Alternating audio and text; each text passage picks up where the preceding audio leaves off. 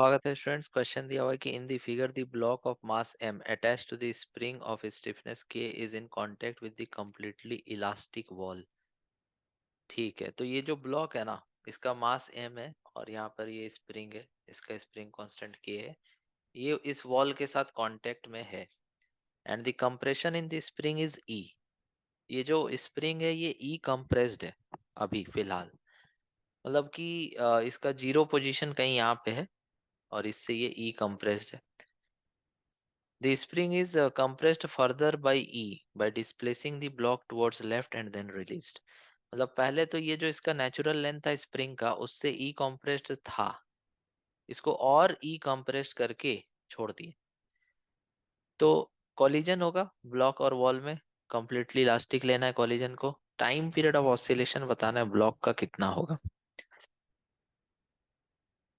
तो इसको हम बनाने जा रहे हैं फेजर डायग्राम से। अगर आप फेजर डायग्राम नहीं पढ़े तो एसएचएम के प्लेलिस्ट में जा करके देख सकते हैं, फेजर डायग्राम एक्सप्लेन किया हुआ है।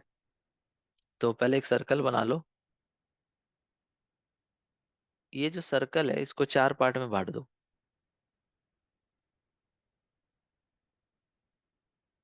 अब एक बात तुम यहाँ नोटिस करो, क्या नोटिस करना है कि जैसे इसका जो नेचुरल लेंथ था, किसका, स्प्रिंग का, स्प्रिंग का नेचुरल लेंथ यहाँ पे था, तो ये हो गया इसका मीन पोजीशन।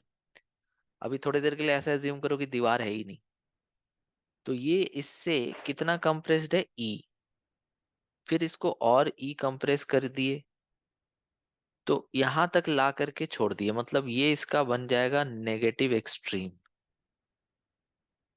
ये बन जाएगा नेगेटिव एक्सट्रीम पोजीशन। मतलब कि ये जो जीरो है और ये जो कितना है 2e, और इधर भी क्या आएगा 2e। तो ये कुछ ऑसिलेशन, अगर दीवार नहीं रहता तो ये ऑसिलेशन ऐसे चलता, जीरो से -2e, फिर -2e से जीरो, फिर जीरो से 2e, फिर 2e से जीरो, ऐसे ऑसिलेशन इस तरह से चल रहा होता। ठीक है, लेकिन अब जो ऑसिलेशन चलेगा दीवार की वजह से, दीवार जो बना हुआ है उसकी वजह से ऑसिलेशन केवल यहाँ से यहाँ तक ही चलेगा, यहाँ से यहाँ तक ही चलेगा, क्योंकि इधर तो जा नहीं पाएगा दीवार को तोड़ करके। और साथ ही साथ जैसे मान लो कि अभी यहाँ पे है, एक्सट्रीम पे है, और ये गया, ठीक है, गया और इससे टकराया।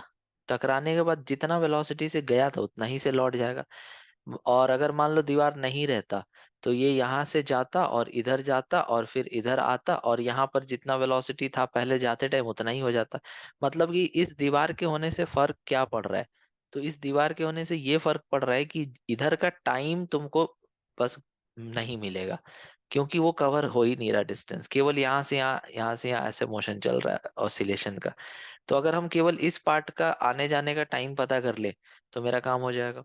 ठीक है, तो इसके लिए हम फेजर लगा रहे हैं। अब देखो, तुम लोग यहाँ पे नोटिस करो कि ये जो है 2e होगा, ये -2e होगा, ये मीन पोजीशन है इसका, और ये भी क्या है, मीन पोजीशन है। ठीक है, पार्टिकल अभी कहाँ पे है, ई पे है। कहाँ पे, ये कौन सा पोजीशन, ई पे। तो पार्टिकल अभी ई पे है। ओके, तो पार्टिकल ई पे है और जा किधर रहा है, तो -2e की तरफ, मतलब यहाँ पे होगा, और फिर 2e से टकरा करके वापस यहाँ आ जाता है। ठीक है, तो ये जो एंगल यहाँ पे बन रहा है, ये जो एंगल यहाँ पे बन रहा है, ये एंगल का वैल्यू तुम निकाल लो और उसको तुम लिख देना theta equals to omega t, और फिर ओमेगा को लिख देना 2 पाई/टी इंटू टी। तो यहाँ से टी इक्वल्स टू आ जाएगा T θ/2 पाई। दैट मीन्स कि थीटा अगर निकाल लो तो टाइम पता चल जाएगा। यहाँ पर ब्लॉक था, ठीक है, मतलब यहाँ पे था, और ये किधर जा रहा था, -2e की तरफ, मतलब इधर जा रहा था। फिर ये -2e से लौट करके वापस यहाँ आ गया, है ना। तो यही टाइम मेरे को पता करना है इसमें। तो इस टाइम को अगर हम पता करना चाहते हैं तो उसके लिए हमको थीटा निकालना पड़ेगा। और थीटा निकालने का तरीका देखो क्या होगा। जैसा कि देख सकते हो कि ये बेस ई है और ये हाइपोटेनस है 2e। तो अगर ये वाला एंगल चाहिए तो इसको मान लो अल्फा, तो यहाँ पे तुम cos alpha equals to base by hypotenuse लिख दो, ये 1/2 हो जाएगा, मतलब अल्फा हो जाएगा तुम्हारा π/3 60 डिग्री। सेम उसी तरह से इधर भी अल्फा होगा, तो 2 थीटा इक्वल्स टू 2 अल्फा, या फिर थीटा इक्वल्स टू 2 अल्फा। तो 2 2 पाई बाई 3 हो गया ये, यहाँ रख दो। तो T × 2 पाई बाई 3 अपॉन 2 पाई, 2 पाई पहले से था, T/2 पाई, और थीटा का वैल्यू 2 पाई बाई 3, तो टाइम आ गया T/3, और टी का वैल्यू होता है 2 पाई√m/k अपॉन 3। ठीक है, तो अगर इस हिसाब से देखा जाए तो ऑप्शन नंबर ए इसका सही आंसर हो जाएगा। ठीक है, तो आई होप आप ये क्वेश्चन समझ पाए होंगे। Thank you so much for watching.